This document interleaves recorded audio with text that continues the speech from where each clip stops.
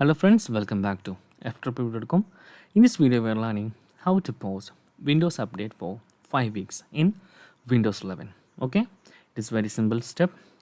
First, you need to open your Windows Start menu, then go to Settings. Okay, then you can find Windows Update on the left side. Select that. After selecting Windows Update, you can see here post updates. Actually, I'm post this one, and also you can see here there is a click menu. Then you can select for 5 different weeks like 1 week, 2 week, 3 week, 4 week, and 5 week. You can simply select for 5 week.